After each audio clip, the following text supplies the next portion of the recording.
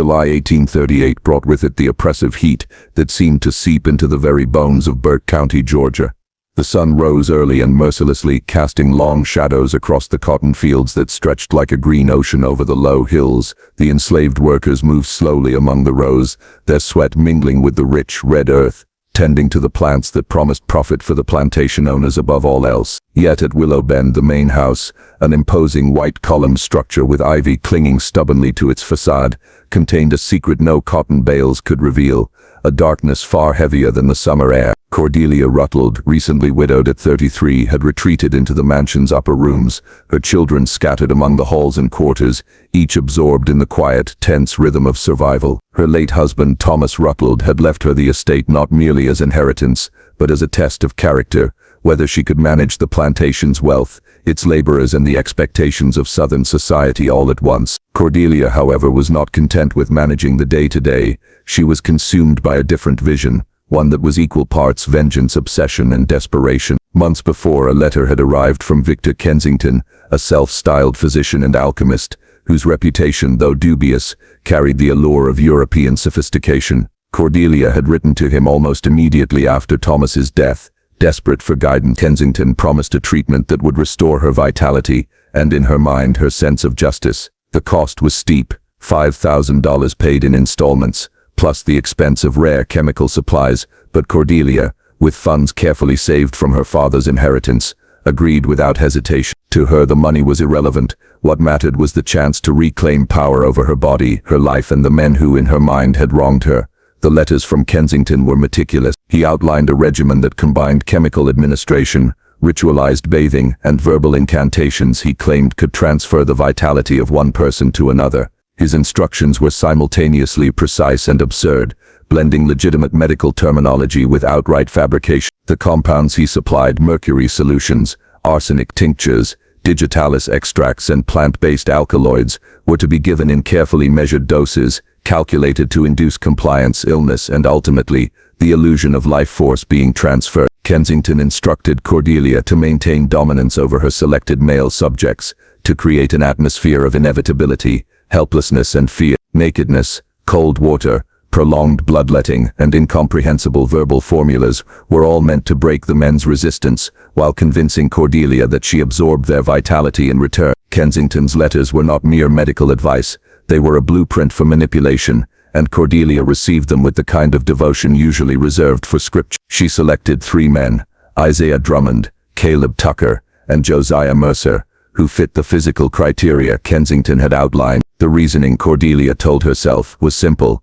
These men were either complicit in her suffering, or represented the failures and humiliations imposed on her by Thomas Rutled. She introduced the chemicals gradually, watching the men with the clinical detachment of a physician, even as the compounds slowly eroded their health.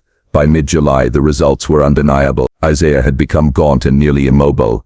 Caleb collapsed repeatedly at the forge, and Josiah, though still moving, had the hollow gaze of someone whose mind was no longer fully his own. Cordelia documented each session with meticulous precision in her journal. The creek rituals continued, dawn after dawn, with the 3 men immersed in water for hours. Bitter tinctures were forced down their throats, substances were applied to their skin, and bodily fluids beyond blood were collected in the name of treatment. The enslaved men, powerless to resist, suffered in silence, their very identities eroding beneath the weight of Cordelia's obsession. Meanwhile, the plantation's overseer, Marcus Deacqua, began to sense that something was profoundly wrong. For weeks he observed the men, noted their deterioration, and watched Cordelia's increasingly erratic behavior. One humid morning, he entered her bedroom under the guise of routine duties and discovered a locked box hidden beneath a floorboard. Inside lay the letters from Kensington, Cordelia's journals, and receipts for chemical purchases. The contents confirmed his worst suspicions.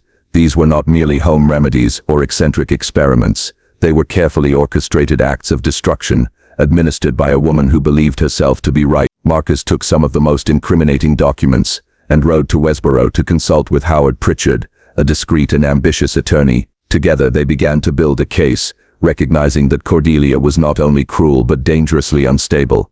Cordelia, however, was not oblivious. She noticed the slight displacement of the floorboard and quickly discerned that Marcus had been the intruder. Her response was swift. She dismissed him immediately, paid his wages, and threatened him with ruin should he attempt any further interference. Marcus left, taking with him the evidence, but Cordelia remained confident. In her mind, the men were guilty of moral failings, deserving of their suffering, and her actions were justified as part of a larger righteous plan. The social and legal structure of the Old South provided her a grim shield. Under Georgia law at the time, enslaved individuals were considered property, and their deaths could not be prosecuted as murder in the conventional sense. This cruel legal reality allowed Cordelia's treatments to continue with minimal fear of consequence. She promoted Samuel Gentry to overseer, tightened her control over the remaining laborers, and intensified the dawn rituals, convinced each day that she was drawing strength and youth from the men's suffering. His death, swift and silent, was recorded in the plantation ledger as fever and consumption. Cordelia reacted not with sorrow,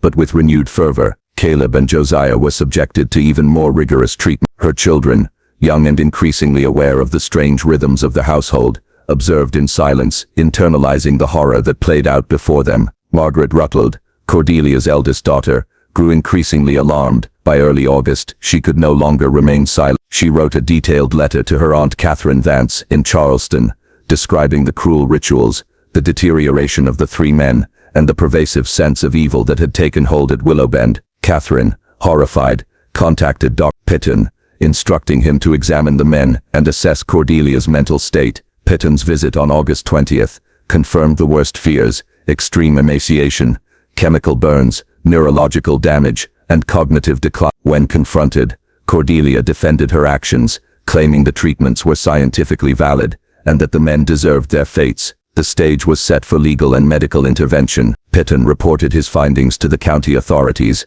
while Marcus Deaqua and Howard Pritchard prepared their legal case. Multiple forces converged on Willowbend, pressuring Cordelia, yet she remained composed, seeing herself as both victim and agent of justice. She did not acknowledge the full consequences of her actions. In her journals, she wrote of sensations of vitality, of renewal, and of the necessity of continuing the treatments. Doubt, she noted, could not be allowed to interfere. Faith in the procedure was itself part of its efficacy. By late August, the courts intervened. Cordelia was summoned to Westboro for a panel of physicians to determine her mental competence. The examination lasted over 4 hours, probing her beliefs, reasoning, and knowledge of medical science. Despite her attempts at composure, the panel unanimously concluded that she suffered from severe delusional disorder and was incapable of managing her affairs or her children. The court appointed her aunt, Catherine Vance, as temporary guardian, effectively stripping Cordelia of all authority. By mid-September 1838, Willowbend was a place of tense silence. Catherine Vance had arrived with her household staff,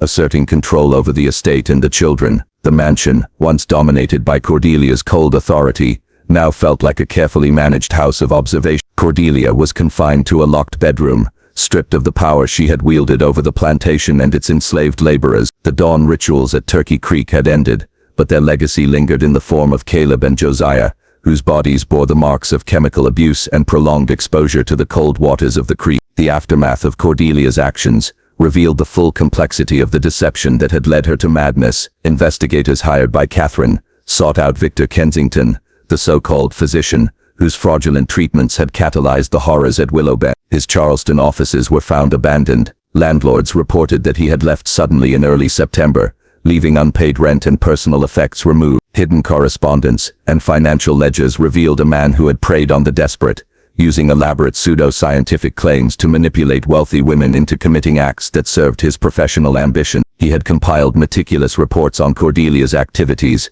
the men's responses, and even her psychological state. Kensington's exploitation was systematic. He created a scenario in which Cordelia could be both perpetrator and victim, her actions feeding into his documentation for future publications that promised fame and profit. Worse, documents unearthed later showed that Howard Pritchard, the ambitious attorney who had initially helped Marcus Deaqua, was in collusion with Kensington. Pritchard had been paying for regular updates on Cordelia, waiting for her to commit acts that would make her legally and socially indefensible. The goal was to place Pritchard in control of the Rutled estate, a scheme that was thwarted only when Catherine presented evidence to the probate court. Pritchard was disbarred and fled Burke County, leaving a trail of deception in his wake. Marcus Deaqua, though initially unwitting in Pritchard's scheme, provided testimony that confirmed the extent of Cordelia's actions and the manipulation she had endured. Meanwhile, the question of Thomas Rutled's role remained. Had he truly orchestrated a complex plot to humiliate Cordelia as she believed,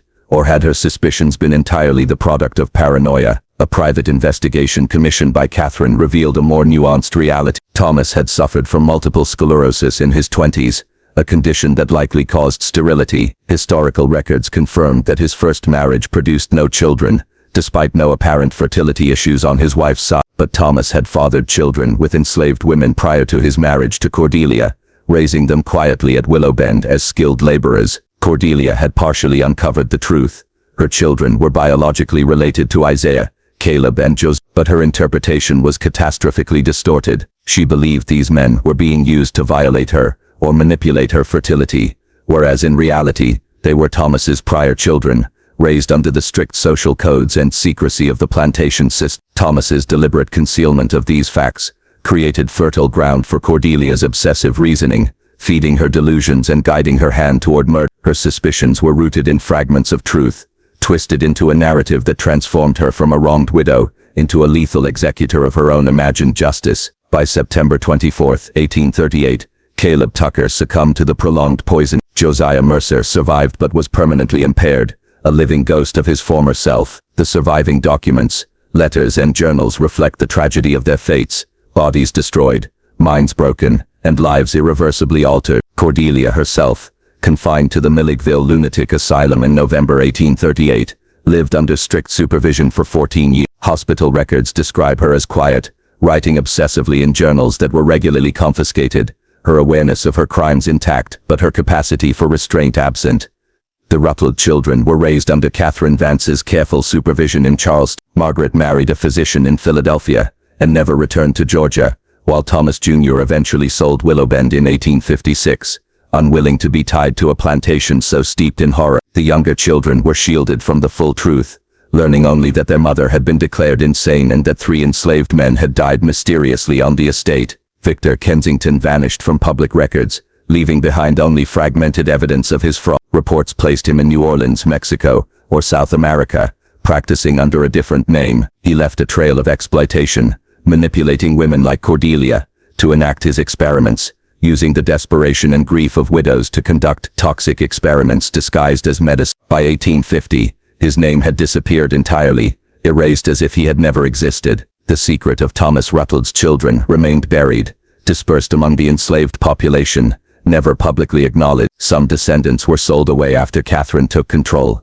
their connection to the Rutled family lost to history. Willowbend itself endured, subdivided into multiple farms after the Civil War, the main house burned by Sherman's troops. By the late 19th century, only fragments of the estate's history persisted, whispered among the elderly or hinted at in local folklore. Turkey Creek, where the dawn rituals had occurred, remained physically unchanged, but its history was remembered differently. Freedmen in the 1870s and 1880s avoided the particular bend where Cordelia had conducted her treatments, warning children that the water was cursed. Even white farmers later felt an unexplainable unease, a heaviness in the air, a silence among the birds along the cypress-lined bank. The land itself seemed to retain a memory of what had happened, as if the trauma had been etched into its very soil.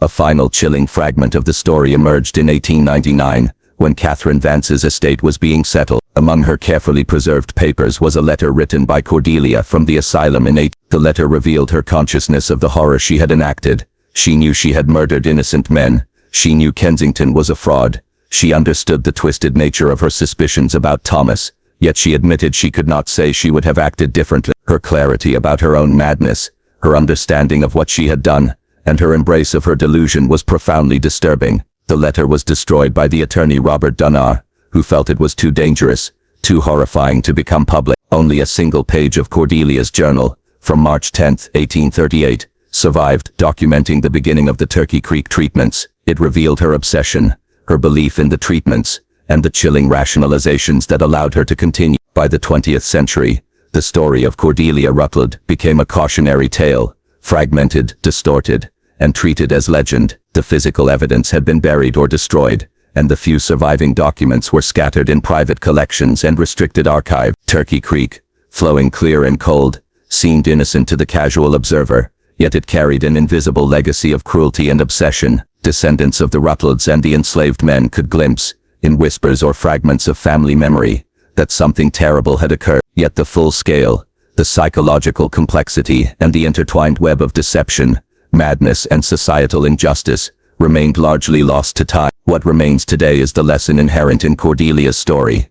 The interplay of grief, obsession, and manipulation can transform a person into a perpetrator of unimaginable cruelty. Systems of power and oppression, such as slavery, created conditions where human suffering could flourish unchecked. Cordelia's rage, born of her perception of betrayal, found expression only in violence against the powerless. Fraudulent medical practices exploited her desperation, and family secrets propagated trauma across generations. The story of Willowbend is a reminder of the fragility of morality when unchecked by empathy, law, or social accountability, and of the echoes that such horrors can leave across decades, etched into both memory and land.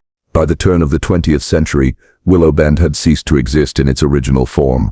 The once sprawling plantation had been carved into small farms, its mansion reduced to rubble after Sherman's march. Fields that had grown cotton now bore corn and vegetables. The cypress-lined bend of Turkey Creek flowed as quietly and innocuously as it had before Cordelia's rituals. Yet beneath its placid surface, the creek retained the memory of what had occurred. Locals told stories of the bend where blood had once tainted the water. These tales, passed down through generations, became part of the folklore of Burke County. Freedmen in the late 19th century would avoid fishing or washing clothes there, teaching their children that the water was cursed. White farmers, too, reported unease, strange stillness in the air, birds absent from the cypress trees, a sense that something intangible clung to the land. Even decades later, memory seemed to have etched itself into the soil, carrying echoes of horror far beyond the lives directly affected. The surviving Rutled children carried the psychological weight of their mother's madness and the family secrets she had unearthed and misinterpreted. Margaret, having married a Philadelphia physician, never returned to Georgia. Thomas Jr., determined to sever ties with the plantation, sold Willowbend in 1856. The younger children, Catherine, Edmund, and Elizabeth, grew up under Catherine Vance's guidance in Charleston, shielded from the worst truths but aware of a maternal shadow they could never fully understand. Even within the controlled narratives, fragments of the past, whispers of violence, hints of secrecy, and the knowledge of deaths that should never have occurred shaped their lives and identity. Caleb and Josiah, the men who survived the early horrors, left behind a legacy of trauma among the enslaved community. Josiah's cognitive impairment left him a shadow of the man he had been, cared for by other enslaved workers who bore silent witness to the cruelty that wealth and power could facilitate. Isaiah Drummond's family, too, remembered the human cost of Cordelia's obsession. Sarah Drummond, Isaiah's niece, lived until 1941, a rare direct link to the events at Willowbend. She recounted her uncle's death with deep sorrow, emphasizing the psychological torment he endured, the erasure of self, the slow disintegration of body and mind, while life continued in a cruel mechanical fashion. Sarah's memories, passed down orally, preserved fragments of truth that official records could not capture, embedding the horror into family consciousness long after the plantation had been dismantled. Victor Kensington, the architect of manipulation, disappeared from the historical record. Rumors suggested he continued his fraudulent practices under new names in New Orleans, Mexico, or South America. He left behind victims scattered across the American South, women and men ensnared by promises of vitality or revenge, never able to reclaim the innocence stolen by his deceit. His absence from history seemed deliberate, as if the universe itself had chosen to obscure the instruments of Cordelia's madness. Cordelia herself, confined to the Georgia Lunatic Asylum in Milledgeville, remained a figure of tragic complexity. Though aware of her crimes, she seemed incapable of detachment from her obsessive beliefs. Her journals, often confiscated and destroyed, captured moments of lucidity alongside denial, rationalization, and obsession. Her single surviving journal page from March 10, 1838, illustrates the beginning of her commitment to Kensington's treatments. Her rational mind complicit in the construction of a delusion so powerful that it led to the deaths of innocent men. Cordelia died in 1852, quiet, unrepentant, her understanding of her actions never translating into remorse. The larger societal context reveals why such horrors were possible. Slavery provided a structural framework where life could be treated as property, where murder could be legally inconsequential, and where systemic oppression masked individual acts of violence. Cordelia's rage, grief, and obsession found an outlet that was morally incomprehensible yet legally unassailable. Kensington exploited this, using pseudoscience and ritual to manipulate her further. In turn, her actions demonstrate how personal trauma, when combined with unchecked power and societal permissiveness, can manifest in violence that echoes across generations. By the late 19th century, the story of Willowbend had transformed into legend. The gruesome specifics faded. The narrative became a cautionary tale about obsession, grief, and the dangers of power. Ghost stories grew around Turkey Creek, warning children to avoid the bend where Cordelia once conducted her ritual. Yet even in legend, the echoes of suffering persisted, a subtle reminder that the consequences of cruelty cannot be fully buried or forgotten. Historians and researchers who later encountered surviving documents, such as Cordelia's journal page or letters preserved by Catherine Vance, were struck by the psychological and moral complexity of the event. They revealed the intersection of personal tragedy, societal oppression, and systemic exploitation. Cordelia's actions were monstrous, but they were also a symptom of her time, shaped by the social hierarchies, gender dynamics, and brutal economic systems of the antebellum South. The land, the creek, and the scattered archives became witnesses to history, preserving fragments of a story that official records could not fully encompass. Turkey Creek still flows through Burke County, its waters clear and cold, its banks unremarkable to the casual observer. Yet for those who understand the history, it is impossible to ignore the weight of memory, the echo of grief, obsession, and cruelty that once dominated the land. The past lingers in ways that time cannot erase, a silent testament to the fragility of morality and the enduring consequences of unchecked power. The story of Cordelia Rutled, Victor Kensington, and Willowbend is ultimately a meditation on human vulnerability, the capacity for evil, and the ways in which grief and obsession can distort perception into cruelty. It challenges us to examine how societal structures enable horror, how family secrets poison generations, and how the echoes of trauma can persist long after the physical events have passed. Even today, the bend of Turkey Creek is a quiet, unassuming place, but the land remembers. The water, the trees, the very soil hold the memory of what was done there, and in the stories whispered by descendants, in fragments of diaries and letters, in the cautionary tales told to children, the horror of Willowbend endures, an indelible mark on history, a warning of how desperation, deception, and unchallenged power can transform humanity into something unrecognizable. Even as the 19th century gave way to the 20th, the shadows of Willowbend lingered in Burke County. The land itself seemed unwilling to forget. Farmers and residents who had no direct connection to the plantation still felt an unspoken unease near the bend of Turkey Creek where Cordelia had conducted her rituals. Though the events had faded from public record, oral histories persisted among both black and white communities. These were stories whispered in kitchens, on porches, and around fires, tales of a cursed creek, of unseen presences, and of a mistress whose grief and rage had turned her into a figure of terror. The surviving documents, sparse as they were, told a far more complex story than folklore alone. Cordelia's journals revealed a woman who was not merely mad, but methodically rational in the pursuit of a delusion she had constructed from fragments of truth. She had been manipulated by Victor Kensington, whose pseudo-scientific expertise preyed on her grief and her desire for agency in a society that offered her few avenues of control. The results were catastrophic. Isaiah Drummond and Caleb Tucker had died. Josiah Mercer was left with permanent cognitive impairment, and the community of enslaved workers at Willowbend had endured unspeakable terror. Yet the narrative does not end with punishment or closure. Cordelia herself became a living testament to the limits of morality under extreme emotional strain and societal oppression. Committed to the Georgia Lunatic Asylum in Milledgeville, she lived 14 years in confinement, her mind partially lucid, yet still captive to obsession. Her surviving journal pages, preserved by attorneys and later the Georgia Historical Society, suggest a chilling self-awareness. She recognized her crimes and the fraud of Kensington's protocols, yet she did not, or perhaps could not resist the compulsion to continue. The Rutled children, raised under the care of Catherine Vance, lived with the consequences of their mother's actions. Margaret's emigration to Philadelphia, and Thomas Jr.'s sale of Willowbend were acts of deliberate distancing, an attempt to escape the toxic legacy of their mother's obsession, and the secrets surrounding their family lineage. The younger children, Catherine, Edmund, and Elizabeth, grew up with sanitized versions of their family history, shielded from the horrific truth, but nonetheless shaped by its invisible presence. Victor Kensington vanished from public record, but his methods, fraudulent medical promises and psychological manipulation, left a scattered trail of victims across the South. He was emblematic of a broader phenomenon in antebellum America, charlatans exploiting fear, grief and the desire for power, or rejuvenation, particularly among women whose agency was severely constrained. Cordelia Rutled, in this sense,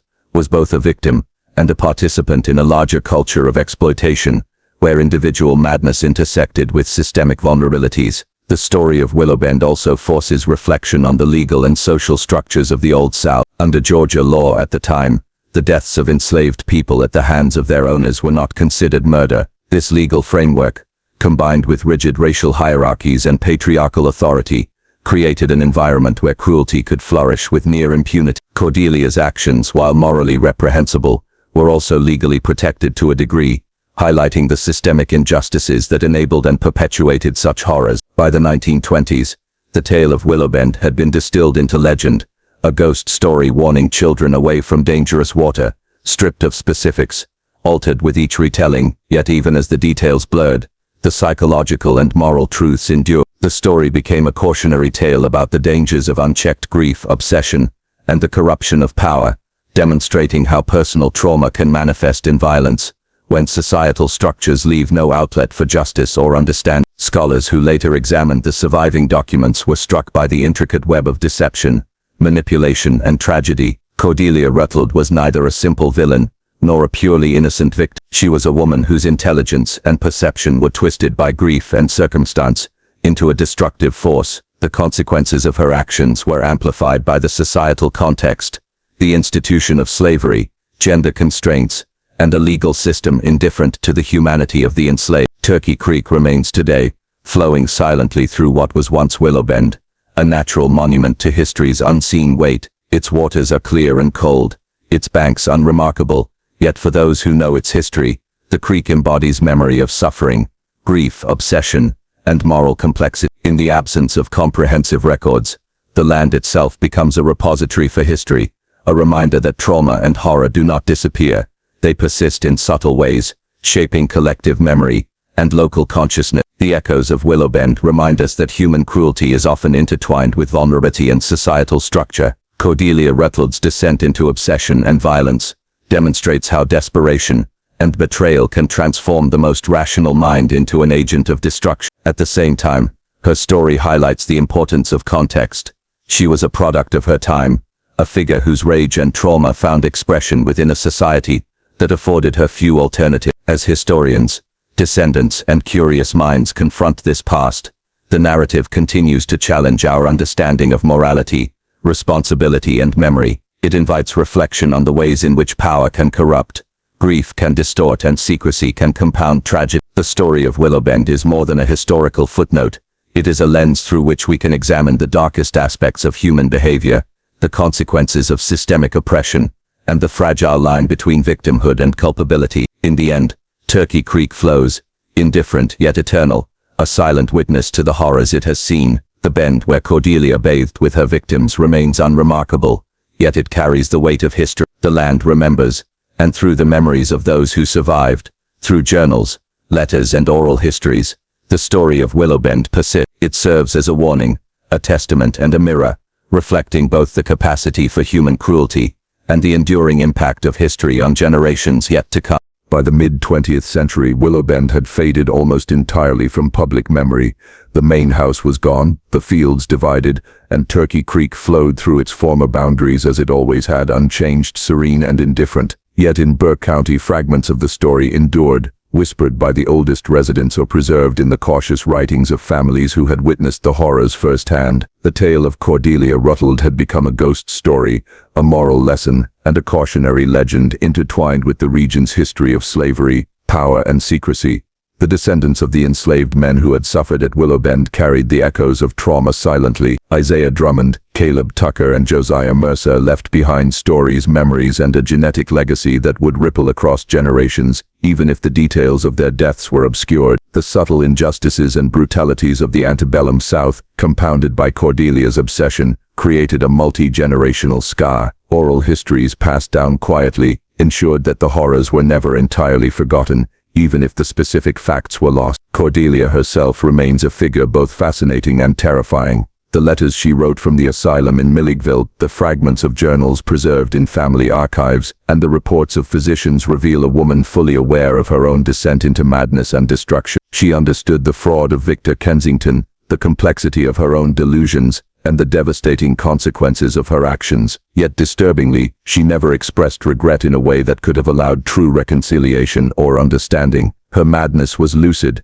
Her lucidity was madness. In her mind she had justified each act, believed each ritual, and maintained an unwavering faith in the pseudo-scientific protocols that had dictated so much death. Victor Kensington, the manipulative architect of much of the horror, vanished into obscurity. Whether he fled the United States or assumed a new identity elsewhere, his legacy endured in the lives he had shattered. The pattern he exploited, the grief of a widow, the longing for power, and the lack of oversight, reveals how individual predation can intersect with societal structures to create profound tragedy. Kensington's victims, scattered across states and families, became unwitting participants in a cruel experiment whose ramifications lasted far beyond the immediate violence. The legal and societal mechanisms of the Old South played a critical role in both enabling and obscuring the events at Willowbend. Georgia law in 1838 did not recognize the murder of enslaved people in the same terms as that of free citizens. Cordelia's immunity from prosecution underscores the institutionalized dehumanization that allowed such acts to occur with near impunity. It also complicates any moral judgment.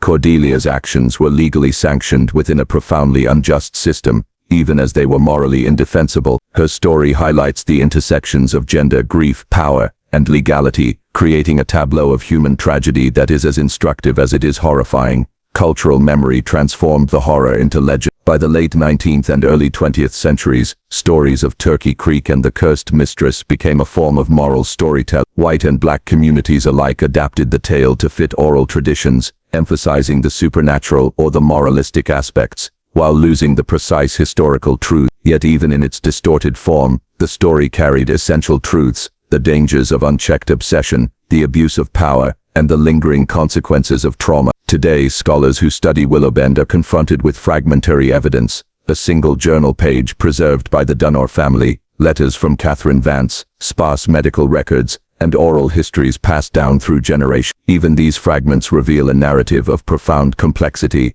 a widow manipulated and driven to homicidal obsession, a legal system indifferent to the humanity of enslaved people, a network of deceit and exploitation, and the long shadow cast by systemic oppression. Turkey Creek itself stands as the silent witness. Its waters, clear and cold, conceal no traces of the horrors once committed on its banks, yet it carries the weight of memory. Historians, descendants, and locals alike understand that the land remembers what human records cannot fully capture. The bend where Cordelia conducted her rituals remains unremarkable to the casual observer, yet for those who know, it is a place of reflection, of horror, and of remembrance. The story of Willowbend forces difficult questions. Can Cordelia Rutled be seen as a victim, or must she always be judged as a murderer? Could anyone, Marcus D'Aqua, Howard Pritchard, Catherine Vance, or even Dr. Petton, have intervened sooner to prevent the deaths of Isaiah, Caleb, and Josiah? And how does a society reckon with crimes committed within structures that legally sanctioned the subjugation of human beings? Perhaps the most unsettling aspect of the story is the clarity with which Cordelia herself perceived her action. Her writings show an unflinching acknowledgement of her crimes, paired with a refusal or inability to change course. This lucidity within madness forces a confrontation with the human capacity for rationalized cruelty, the ability to see the truth and yet commit atrocities because the internal justifications outweigh external morality. Willowbend is gone, yet the lessons in it is a stark reminder that grief, betrayal, and obsession can intertwine with societal injustice to produce acts of extraordinary cruelty. It underscores how systemic oppression enables personal violence, and how secrecy, deception, and unchecked power can devastate both individuals and communities. The land, the water, and the fragmentary documents all testify to a past that cannot be fully erased, no matter how many years pass. In the quiet flow of Turkey Creek today, one may not see the horrors of 1838, yet the place remains a testament to memory, warning, and reflection. For historians, the story of Cordelia Rutled and Willowbend is more than a historical curiosity. It is an exploration of human psychology, morality, and the consequences of living in a society structured around inequality and exploitation. The legacy of Willowbend endures not only in historical records, but also in the consciousness of the community. Descendants of those involved, both enslaved and free, carry the story forward, sometimes distorted, sometimes buried, but never completely forgotten. The creek, the land, and the memories persist, challenging each generation to consider the dark potential within human desire, the fragility of morality under pressure, and the ways in which history's shadows reach into the present. Willowbend may no longer exist as a plantation, and Cordelia Rutled may have died in obscurity, but the consequences of her actions ripple outward, a cautionary tale that transcends time. It reminds us that the past is never truly gone. It flows like water through the land, through memory, and through the stories we tell, and it reminds us that vigilance,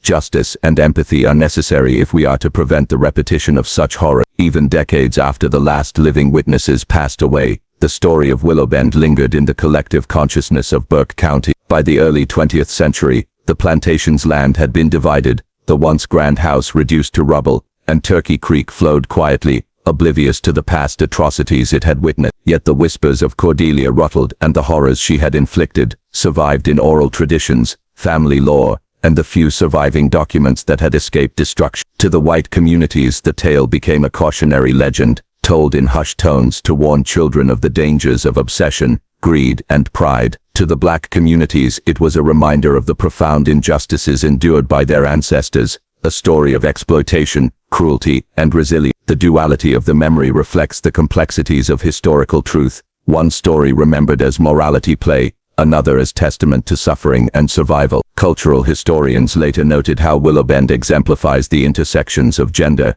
power, and systemic oppression in the antebellum South. Cordelia's actions, while personally destructive and morally indefensible, were enabled by a society structured to normalize violence against the enslaved, silence women, and reward manipulation and ambition. Her madness cannot be divorced from the conditions that nurtured it: grief unmitigated by social support, betrayal compounded by secrecy, and access to unchecked authority over those with no legal or social recourse. Victor Kensington's disappearance became another cautionary element in this. The charlatan's ability to exploit vulnerability, leaving chaos in his wake, highlights a recurring theme in human history: the danger posed by those who prey on desperation under the guise of expertise. His victims spanned the South, yet his trail disappeared as suddenly as it had emerged, leaving only fragmented records and testimonies. Kensington's case became a study in the ethical vacuums created when authority, science, and trust are abused. Meanwhile, the legacy of Cordelia Rutled's victims persisted in subtle ways. Josiah Mercer survived, permanently impaired,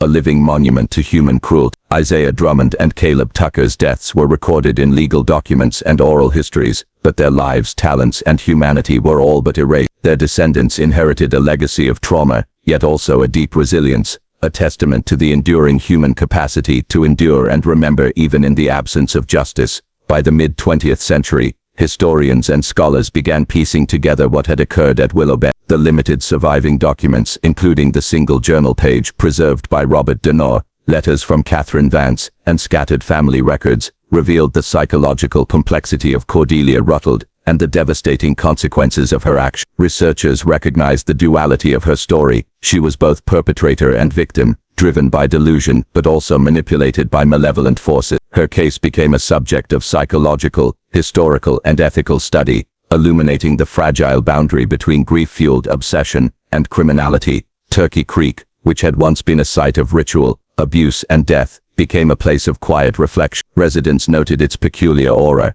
a combination of natural beauty and historical weight. Generations of locals, black and white alike, understood that the creek held memories, even if they could not articulate them fully. Children were warned to respect its waters, not merely for safety but because it was a place haunted by history, a reminder of what could occur when human cruelty goes unchecked. The story of Willowbend ultimately raises difficult questions about morality, justice, and historical memory. Can a society that permits systemic oppression ever hold individuals fully accountable for the horrors that oppression enables? Was Cordelia Rutled merely a product of her environment, or did her choices place her firmly within the realm of personal culpability? Could intervention have prevented the deaths of Isaiah, Caleb, and Josiah, or was the machinery of exploitation too vast and entrenched to stop? Modern scholarship often frames Willowbend as a cautionary tale about power, grief, and human vulnerability. It reminds us that obsession can escalate into violence when combined with access, authority, and systemic inequities. It also demonstrates how history can be both remembered and obscured. Some details are preserved in documents and archives, others survive only in the collective memory of communities, and still others are lost entirely to time. The lessons of Willowbend extend beyond its physical location. They resonate in any context where human lives are devalued, where secrecy and manipulation intersect with ambition, and where societal structures permit cruelty to flourish. The story encourages vigilance, ethical reflection, and empathy, warning against the repetition of similar tragedies in any era.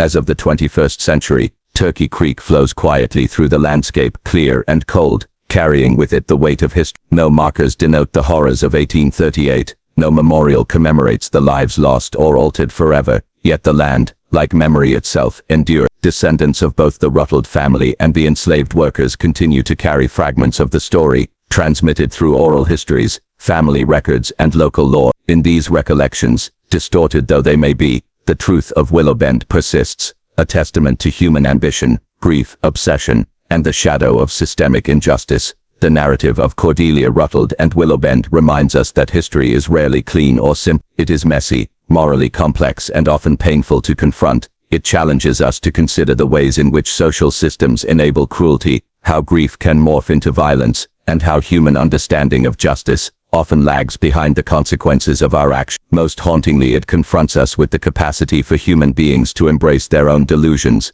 to commit atrocities with clarity of mind, and to leave scars that echo across generations. In the end, Willowbend exists, not as a single site or event, but as a narrative of human psychology, societal failure, and enduring memory. The creek still runs, the land still bears silent witness, and the stories, though fragmented, remain. They remind us of what occurred, caution us about what can occur again, and call on us to remember, reflect, and learn from the past, no matter how uncomfortable or unsettling that past may be.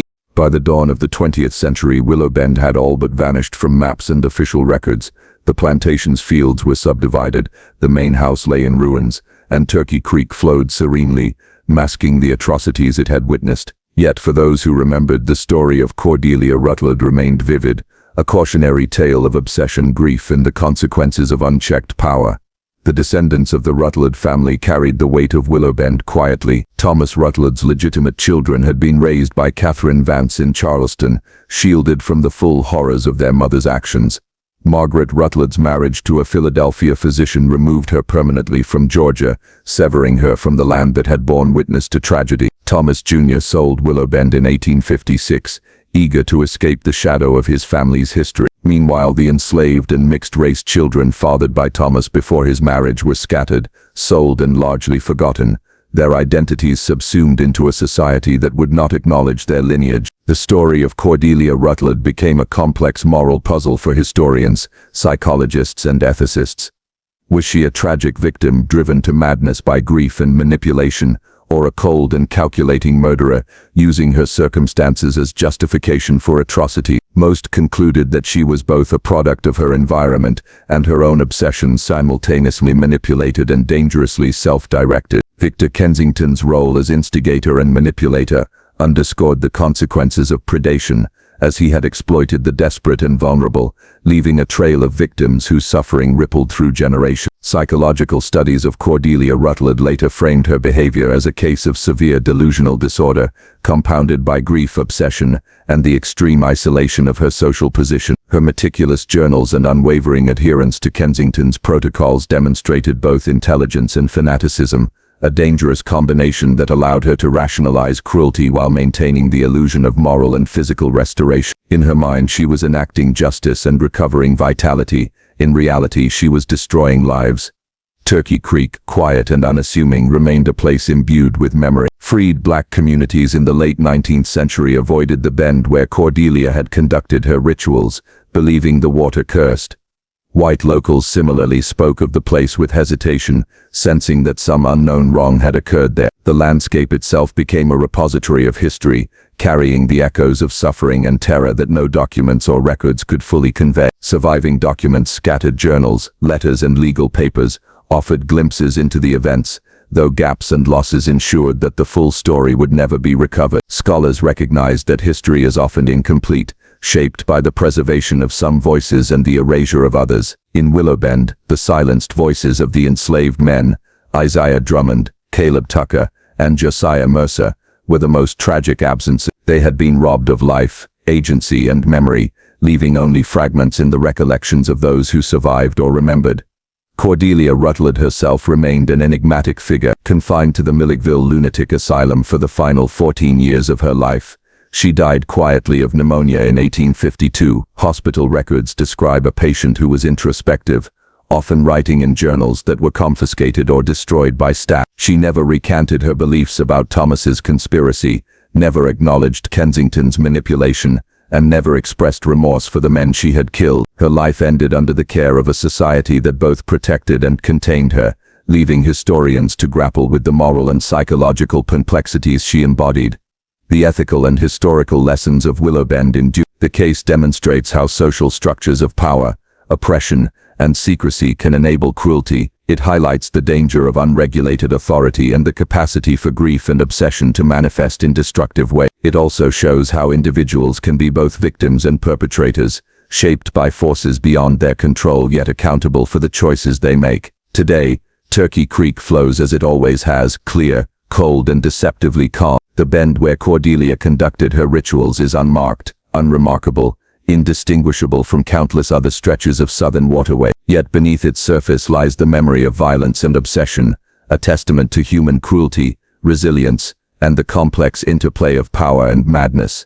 Willowbend's story remains a lens through which to examine the intersections of gender, race, grief, and authority in the antebellum South. It challenges us to consider how history preserves some voices while silencing others, how social and legal structures shape behavior, and how memory, both collective and personal, carries the weight of past horrors across generations. Ultimately, the legacy of Willowbend is not just the record of Cordelia Rutled's actions, nor the lives destroyed, nor the manipulation by Victor Kensington. It is the enduring reminder of what can occur when human vulnerability meets unchecked power, when secrets fester and obsessions run unchecked, and when society's structures fail to prevent tragedy. The story remains, fragmented and haunting, a cautionary tale whispered along the banks of Turkey Creek and embedded in the memories of descendants who carry its shadow into the present.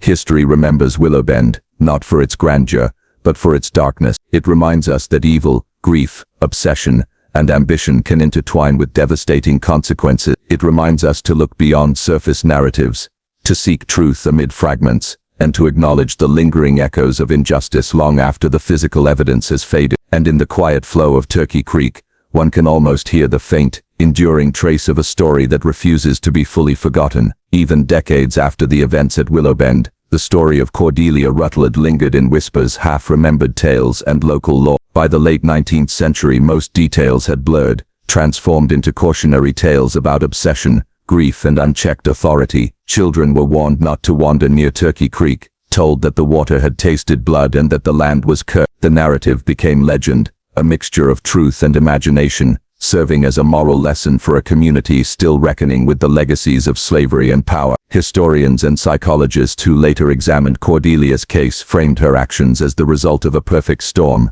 grief over the death of her husband, manipulation by a skilled charlatan, isolation in a socially constrained environment, and pre-existing obsessions and suspicion. Her intelligence and education allowed her to follow complex instructions meticulously, yet her mental state warped her sense of morality and reality. She existed simultaneously as a perpetrator and a victim, embodying both human capacity for cruelty and susceptibility to deception. The broader social context of the antebellum South amplified the tragedy. Enslaved men had no legal standing, their suffering considered property loss rather than human harm. Cordelia's actions, horrifying though they were facilitated by a system that allowed owners near absolute authority over those they enslaved. Victor Kensington exploited this system, targeting her grief and desire for restoration to manipulate her into committing acts of violence. The convergence of legal impunity, gendered isolation, and psychological vulnerability created a situation in which horrors could unfold with minimal oversight.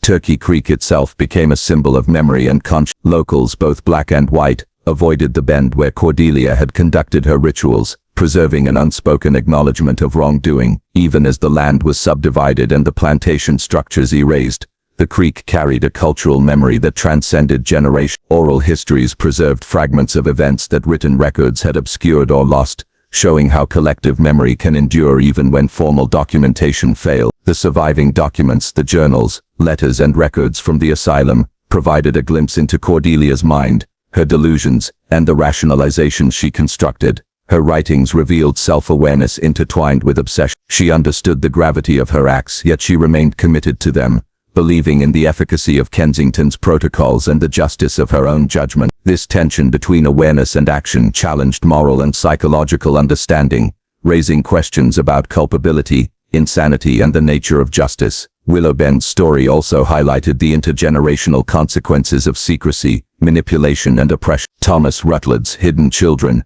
born of enslaved women, were scattered across the South, their identities obscure. The knowledge of lineage of betrayal and of the atrocities committed persisted in fragmented memories and half-told stories, shaping families and communities in ways difficult to trace. Trauma extended beyond the immediate victims, imprinting on descendants who would inherit a history of suffering and deception without ever fully understanding it.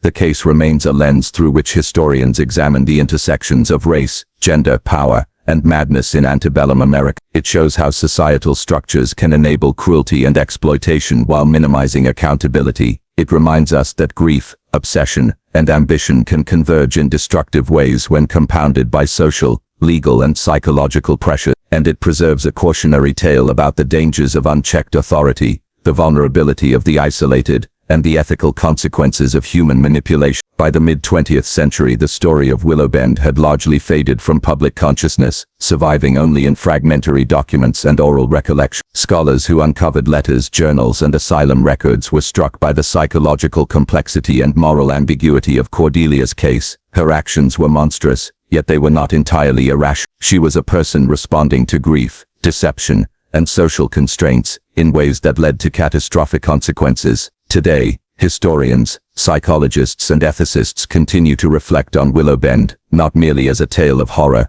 but as a study in human behavior under extreme circumstance. The narrative challenges assumptions about victimhood, culpability, and moral responsibility. It reveals the depth of human vulnerability, the capacity for self-deception, and the consequences of exploiting trust and greed. The legacy of Willowbend, like Turkey Creek itself, flows quietly, yet persistently. It reminds us that history is often a mix of recorded fact, oral memory, and cultural myth. It underscores the ways in which societal structures, legal, racial, and gendered, can both protect and imperil individuals, and it asks us to consider how memory, trauma, and secrecy shape not only the lives of those directly involved, but the generations who follow. Even as the land returned to nature and the plantation faded into history, the echoes of Cordelia Rutled's actions persisted in the memories of descendants, in the stories whispered by elders, and in the preserved fragments of journals and letters. Willowbend endured as a testament to human obsession, vulnerability, and the consequences of power, untempered by morality. In reflecting on Willowbend, one sees not just a tale of horror, but a mirror to society itself, a lens revealing the darkest aspects of human behavior, the moral compromises imposed by social systems, and the enduring capacity for memory and justice to carry lessons across time. The creek flows on, carrying the shadow of history, a silent witness to events that shaped lives, families, and communities long after the last human participants had. By the late 20th century, Willowbend had all but disappeared from maps and memory. The plantation lands were parceled into small farms and residential plots, and the main house was long gone, consumed by fire or neglect. Yet for those who delved into local history, the shadow of Cordelia Rutled lingered, a chilling reminder of human obsession, vulnerability, and cruelty. Historians, anthropologists, and psychologists who studied the case noted its unique complexity. Cordelia was neither purely villain nor purely victim. She existed in the fraught space between, driven by grief, deception, and a dangerous mix of intelligence and delusion. Her actions were facilitated by a society built on inequality, racial, gendered, and legal, where enslaved people had no voice, and women of wealth, while powerful in some arenas, were still constrained in others. The convergence of these forces created a perfect storm in which tragedy, cruelty, and secrecy could flourish. The story of Willowbend also underscores the consequences of unchecked power and the dangers of charlatans like Victor Kensington. He exploited grief, ambition, and ignorance, manipulating Cordelia into committing atrocities under the guise of medical science. The ripple effects of his deception extended beyond Willowbend, leaving behind a trail of suffering, distrust, and ethical ambiguity that historians still struggle to fully unravel. For the descendants of those involved, the legacy was both tangible and intangible. The Rutled children, raised under the supervision of Catherine Vance, carried forward the family estate, yet their understanding of their family's past was carefully curated, sanitized, and partial. The surviving enslaved descendants, scattered across Georgia and beyond, inherited stories of loss, betrayal, and survival, though the true details of bloodlines and crimes remained obscured by time and secrecy.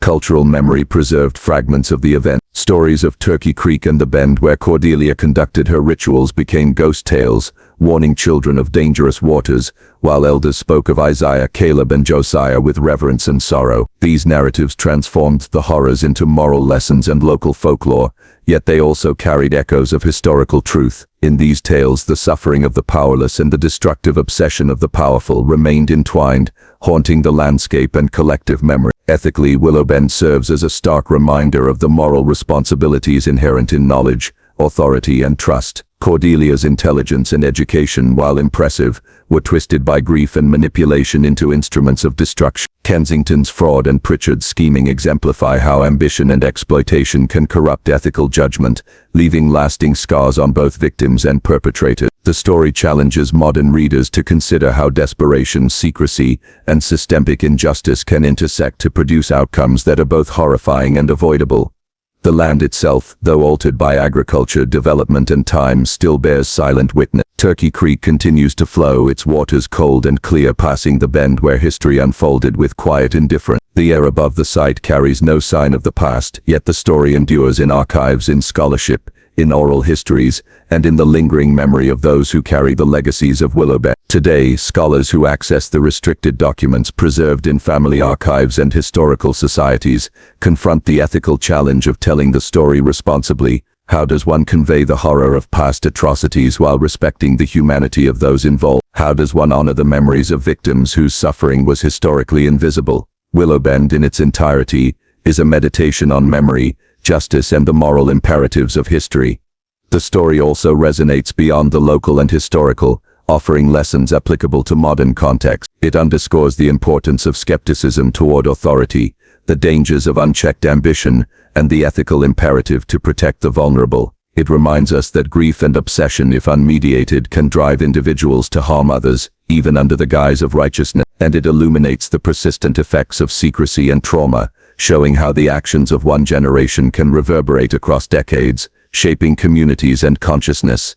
In the final analysis, Willowbend remains both a historical site and a moral touchstone. The events of 1838, though distant in time, echo with contemporary relevance. They force reflection on power, responsibility, and the human capacity for both cruelty and resilience. Cordelia Rutled's story, intertwined with the lives of those she harmed and those she left behind, stands as a cautionary tale, a tragedy, and a mirror of the societal conditions that allowed such darkness to flourish. Turkey Creek flows on, unremarkable to the casual observer, yet carrying the indelible memory of Willowbend. The creek remembers, the land remembers, and through careful study and reflection, humanity may remember too, learning from the past, acknowledging injustice, and striving to prevent the repetition of such horrors in any form. By the dawn of the 20th century, Willowbend existed only in fragmented memory and scattered records. The plantation, once a sprawling symbol of wealth and oppression, had been carved into small plots and absorbed into the quiet rhythms of rural Georgia life. Yet the shadows of 1838 persisted,